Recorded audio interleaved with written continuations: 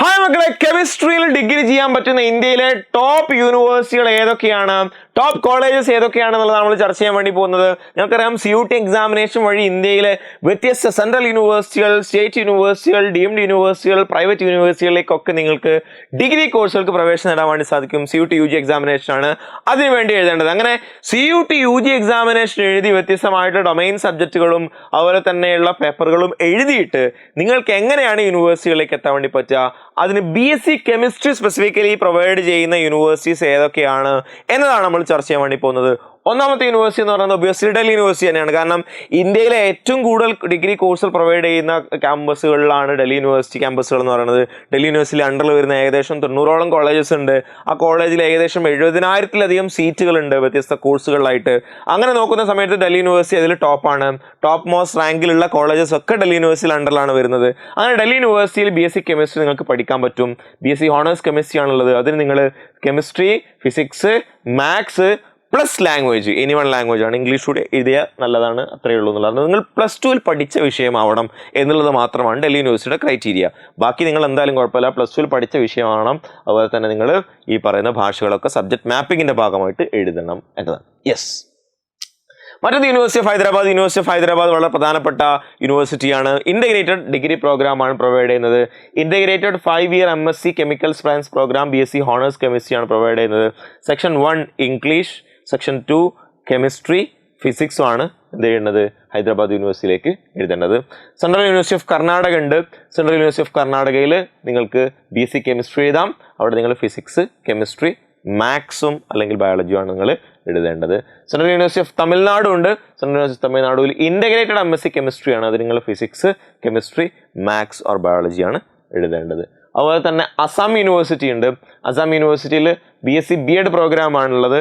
അത് കെമിസ്ട്രിയിലാണ്. English, teaching aptitude, physics, maths, കെമിസ്ട്രിയാണ് എഴുതേണ്ടത്. സെൻട്രൽ യൂണിവേഴ്സിറ്റി ഓഫ് ഹരിയാന വരുന്നുണ്ട്. സെൻട്രൽ യൂണിവേഴ്സിറ്റി ഓഫ് ഹരിയാനയിൽ ഇൻ്റഗ്രേറ്റഡ് BSc MSc കെമിസ്ട്രിയാണ്. അവിടെയും കെമിസ്ട്രിയാണ് സബ്ജക്ട് മാപ്പിങ്ങിൻ്റെ ഭാഗമായിട്ട് എഴുതേണ്ടത്. Central tribal university of Andhra Pradesh ഉണ്ട്. അവിടെയും നിങ്ങൾ BSc കെമിസ്ട്രിയാണ് എഴുതേണ്ടത്. ഹോണേഴ്സ് പ്രോഗ്രാമാണ് പ്രൊവൈഡ് ചെയ്യുന്നത്. കെമിസ്ട്രിയാണ് സബ്ജക്ട് മാപ്പിങ്ങിൻ്റെ ഭാഗമായിട്ട് എഴുതേണ്ടത്. ഇനി സെൻട്രൽ യൂണിവേഴ്സിറ്റി ഓഫ് ജമ്മു ഉണ്ട്. അവിടെയും 5-year ഇൻ്റഗ്രേറ്റഡ് MSc പ്രോഗ്രാമാണ്. അവർ നിങ്ങൾ ഫിസിക്സ്, കെമിസ്ട്രി, മാത്സ് ഓർ ബയോളജിയാണ് എഴുതേണ്ടത്. അതുപോലെ തന്നെ സെൻട്രൽ യൂണിവേഴ്സിറ്റി ഓഫ് ജാർഖണ്ഡ് വരുന്നുണ്ട്. ജാർഖണ്ഡിൽ ഇൻ്റഗ്രേറ്റഡ് BSc ആൻഡ് MSc പ്രോഗ്രാമാണ്. കെമിസ്ട്രി, എനി 2 ഫിസിക്സോ മാത്സോ ബയോളജിയോ ഇതിൽ ഏതെങ്കിലും 2 എന്നുള്ള സ്വഭാവത്തിലാണ് അതിൻ്റെ ക്രൈറ്റീരിയ വരുന്നത്. സെൻട്രൽ യൂണിവേഴ്സിറ്റി ഓഫ് രാജസ്ഥാൻ വരുന്നുണ്ട്. സെൻട്രൽ യൂണിവേഴ്സിറ്റി ഓഫ് രാജസ്ഥാനെ സംബന്ധിച്ചിടത്തോളം അവിടെ സബ്ജക്ട് മാപ്പിംഗ് എന്ന് പറയുന്ന സമയത്ത് 4-year BSc കെമിസ്ട്രി പ്രോഗ്രാമാണ്. അതിൽ physics, chemistry, maths or biology എന്നുള്ളതാണ് ക്രൈറ്റീരിയ പറയുന്നത്. അതുപോലെ തന്നെയുള്ള മറ്റൊരു യൂണിവേഴ്സിറ്റിയാണ് ജാമിയ മിലിയ ഇസ്ലാമിയ. ജാമിയ മിലിയ ഇസ്ലാമിയയിൽ BSc ഹോണേഴ്സ് കെമിസ്ട്രി ഉണ്ട്.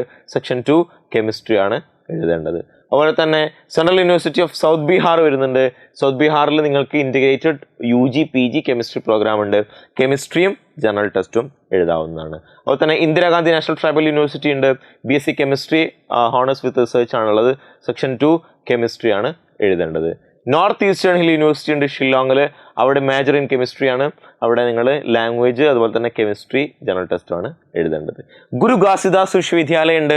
ഗുരു ഘാസിദാസ് വിശ്വവിദ്യാലയയിൽ നിങ്ങൾ BSc ഓണേഴ്സ് കെമിസ്ട്രി നിങ്ങൾക്ക് എഴുതാം. അതുപോലെ തന്നെ കെമിസ്ട്രി മാത്രം എഴുതിയാൽ നിങ്ങൾക്ക് അഡ്മിഷൻ കിട്ടാൻ സാധ്യതയുണ്ട്. മിസോറാം യൂണിവേഴ്സിറ്റി ഉണ്ട്. നമുക്ക് നോർത്ത് ഈസ്റ്റിലുള്ള വളരെ പ്രധാനപ്പെട്ട യൂണിവേഴ്സിറ്റികളാണ് ഇതെല്ലാം.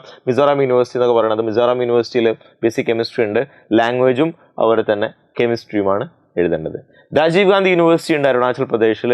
അവിടെ നിങ്ങൾക്ക് BSc കെമിസ്ട്രി അതുപോലെ തന്നെ കെമിസ്ട്രി, ഫിസിക്സ്, മാത്സ് എഴുതാവുന്നതാണ്. അതുപോലെ തന്നെ തേസ്പൂർ യൂണിവേഴ്സിറ്റി ഉണ്ട്. Integrated MSc കെമിസ്ട്രിയാണ്. അതിൽ നിങ്ങൾക്ക് ഇംഗ്ലീഷും കെമിസ്ട്രിയുമാണ് എഴുതേണ്ടത്. നാഗാലാൻഡ് യൂണിവേഴ്സിറ്റി ഉണ്ട്. നാഗാലാൻഡ് യൂണിവേഴ്സിറ്റിയിൽ നിങ്ങൾക്ക് BSc ഹോണേഴ്സ് കെമിസ്ട്രി അവൈലബിൾ ആണ്. കെമിസ്ട്രിയാണ് എഴുതേണ്ടത്.